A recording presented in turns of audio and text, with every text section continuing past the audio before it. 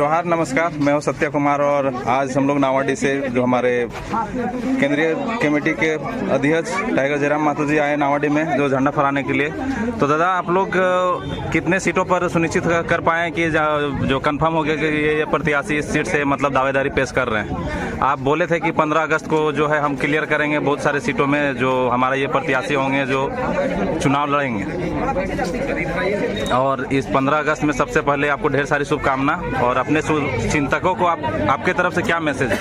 शुभचिंतक के अलावा जो आलोचक भी उनको भी 15 अगस्त सबका है, इसलिए अगर कोई मेरी आलोचना करे तो मेरे शत्रु नहीं है। और मेरे शुभचिंतक रहे चाहे आलोचक रहे, सबसे पहले आपके चैनल के माध्यम से समस्त देशवासियों को, राज्यवासियों को स्वतंत्रता दिवस की, इंडिपेंडेंस डे की हार्दिक असंख्य शुभकामनाएं।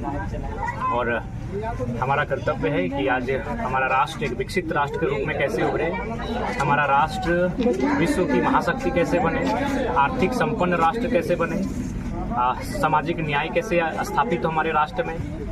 महात्मा गांधी, पंडित जवाहरलाल नेहरू, भगत सिंह, चंद्रशेखर आज़ाद, सरदार वल्लभ भाई पटेल, नेताजी सुभाष चंद्र बोस, अशफाक उल्लाह खान, वैसे महापुरुषों का सपना कैसे साकार हो, आज़ादी का जो मकसद था वो मकसद कैसे कामयाब हो।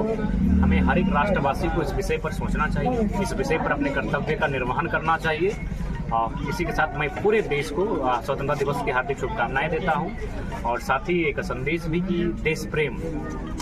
आज स्वतंत्रता दिवस की जब बात आती है तो हमें देशभक्ति और देश प्रेम का एक जुनून उमड़ता है। अच्छी बात है, हर किसी को देश से प्रेम करना चाहिए, हर किसी को अपने राष्ट्र से प्रेम करना चाहिए। देश प्रेम दो शब्दों के मेल से बना होता है, देश प्रेम। इसका अर्थ होता है देश से प्रेम, लेकिन हमें लगता है कि देश से प्रेम, इसका परिभाषा क्या है?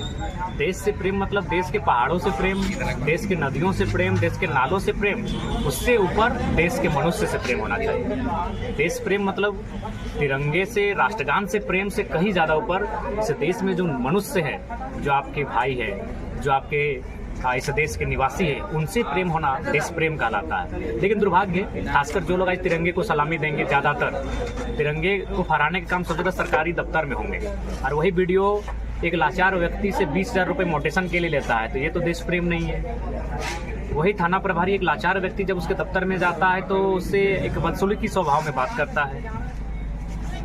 वही मंत्री आज किसी के पास 10,000 करोड़ की संपत्ति है, किसी के पास 20,000 करोड़ की संपत्ति है, तो ये देश प्रेम नहीं है। इसीलिए हमें लगता है देश प्रेम की परिभाषा को बदलना होगा। देश प्रेम की परिभाषा को लोगों ने केवल भावनाओं में रख दिया है, 15 अगस्त और 26 जनवरी के कुछ गीतों में रख दिया है। वो गीत सुनते हैं तो नो डाउट हमारे शरीर के जो रोमे हैं वो खड़े हो जाते हैं, सिहर जाते हैं। लेकिन देश प्रेम का असल मतलब होता है जो देश के लोग हैं उनसे प्रेम होना चाहिए, उनसे प्रेम होना चाहिए। वे लोग यानी उन तक सामाजिक न्याय कैसा स्थापित हो। आज जो सबसे ज़्यादा झंडा तोलन का काम इस देश के मंत्री करेंगे, और उन मंत्रियों के बारे में आप रिकॉर्ड पता कीजिएगा, किसी का 10,000 करोड़ का प्रॉपर्टी है, तो ये देश प्रेम की परिभाषा नहीं है। अतः अगर आप देश प्रेम उमड़ता है, देशभक्ति उमड़ती है, तो पहले देश प्रेम की परिभाषा को समझिए। और मेरा जो विवेक कहता है और मेरे जो विचार कहते हैं कि देश प्रेम का मतलब सबसे पहले देश के इंसानों से प्रेम, उसके बाद देश की संपदाएं हैं, देश के जो भी व्यवस्थाएं हैं, जो देश के कानूनें हैं, सबसे प्रेम कीजिए। लेकिन सबसे पहले देश के इंसान से प्रेम होना चाहिए। और यहाँ एक इंसान दूसरे इंसान को गिराने में है। यहाँ एक सीओ 20,000 रुपये एक लाचार व्यक्ति से मोटेशन के नाम पे मांगता है, और वो प्रखंड कार्यालय में गर्व से तिरंगा फहराता है, वह देश प्रेम नहीं है। तो मेरा हिसाब से, और देश के प्रधानमंत्री थे अटल बिहारी वाजपेयी, वे भी कहते थे कि कलकत्ता के फुटपाथों में जो नंगे बदन आंधियाँ सहते हैं, उनसे जाकर पूछो वो 15 अगस्त के बारे में क्या कहते हैं। उनसे जाकर पूछना चाहिए हमें कि 15 अगस्त के बारे में वो क्या कहते हैं। चलिए दादा, बहुत बहुत कहते हैं। और आप लोग कितनों सीटें में? हाँ, देखिए आवेदन अभी देखेंगे जाके, और उस आवेदन के हिसाब से हम लोग टिकट की घोषणा करेंगे। जहाँ तक देखिए बारिश का दिन था और यही 10 तारीख से बारिश थोड़ा जोर से पकड़ा है, तो खेतीहर लोग हैं, झारखंड यानी कृषि प्रधान राज्य है, तो थोड़ा सा विलम्ब हुआ। और हमारे प्रोटेम जो प्रभारी बने हैं, आज हम लोग का लास्ट हो जाएगा आवेदन का। जो भी आवेदन देंगे, जैसे मान के चलिए ये डुमरी विधानसभा, अगर डुमरी विधानसभा 10 लोगों ने आवेदन दिया, जैसे DN महतो, इजराइल दा, फुलमती दी, अगर इन्होंने आवेदन दिया तो हम 10 का आवेदन प्रोटेम प्रभारी को सौंप देंगे।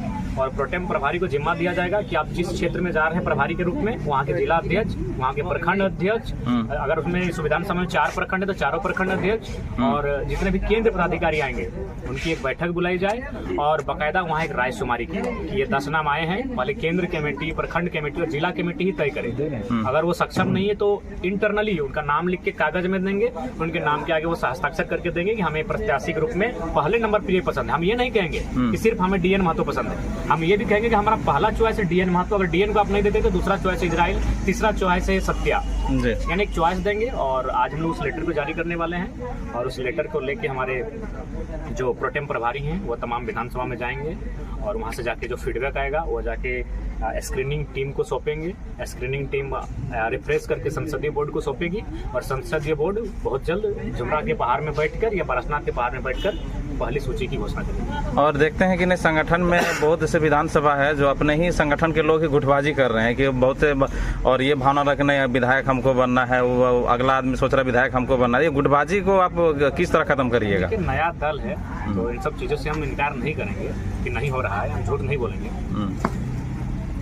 हाँ, लेकिन इतना ही कहेंगे कि विधायक सांसद बनने से ज़्यादा कहीं महत्वपूर्ण है उन लोगों का विश्वास जो हमें तब तक की निगाहों से देख रहे हैं, वो शोषित, वंचित, प्रताड़ित लोग जो एक नई विकल्प के तौर पर, एक नई उम्मीद के तौर पर हमें देख रहे हैं। इसलिए विधायक सांसद बनना प्राथमिकता नहीं है, प्राथमिकता उनके विश्वास पर खड़ा उतरना, उस जनता को कैसे उनका न्याय हो उनके साथ, ये हमारा प्राथमिकता। अगर विधायक सांसद बनना होता तो हमारे सांसद होते। आज जेलकेम के अध्यक्ष का इंटरव्यू नहीं ले रहे होते, आप एक सांसद का इंटरव्यू ले रहे होते। क्योंकि मेरी वो महत्वाकांक्षा नहीं थी कि हमको सांसद बनना है, मेरी इच्छा है कि इस राज्य के जो लोग हैं अपने हक अधिकार से जो बिल्कुल विमुख हो चुके हैं, जिनको पता ही नहीं उनका अधिकार क्या है, धड़ल्ले से अपनी ज़मीनें बेच रहे हैं, शराब का सेवन कर रहे हैं और ज़मीनों को बेच रहे हैं, तो मेरी पहली प्राथमिकता उनमें जागरूकता का भाव। आज तो कम से कम पूरा झारखंड तो माना, ठीक है हमें वोट करे या ना करे, हमें वोट करे या ना करे अलग विषय है, लेकिन अगर वो झारखंडी है तो उसने माना कि 2 साल में जयराम बाबू ने जो बात कही वो झारखंड के हितार्थ की बात कही। मैंने जिस विषय को छुआ, 20 सालों में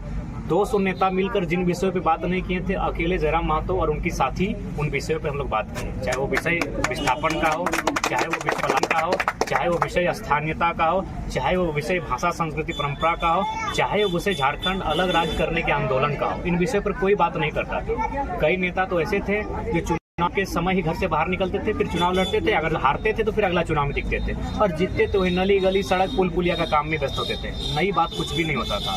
झारखंड को सुरक्षित कैसे करना है, घेराबंदी कैसे करना है, इस पर कोई बात नहीं करता था। तो ये तो है कि बीते 2 साल में भले वो मेरा आलोचक हो सकता है, लेकिन जो विषय मैंने उठाया है और जिन तार्किक शब्दों के साथ मैंने तमाम सवालों का हल किया है, उत्तर दिया है, ये भी कहीं ना कहीं वे लोग भी इसकी प्रशंसा करते हैं। तो हम लोग का काम है जागरूकता। तो अगर कोई गुटबाजी है तो मैं उनसे यही कहूँगा कि विधायक सांसद से ज़्यादा इम्पोर्टेंट है जनता। हम 5 साल विधायक बनेंगे, लेकिन ये हमारा झारखंड जब तक धरती रहेगी तब तक रहेगा। कम से कम आने वाले 50 साल का तो फ्यूचर कर ले हम लोग। झारखंड वासी प्राथमिकता है, और अगर गुटबाजी है तो उसके लिए हम लोग सख्त कार्रवाई करेंगे जो ऐसा करेंगे। चलिए, बहुत बहुत धन्यवाद जयराम जी आपका।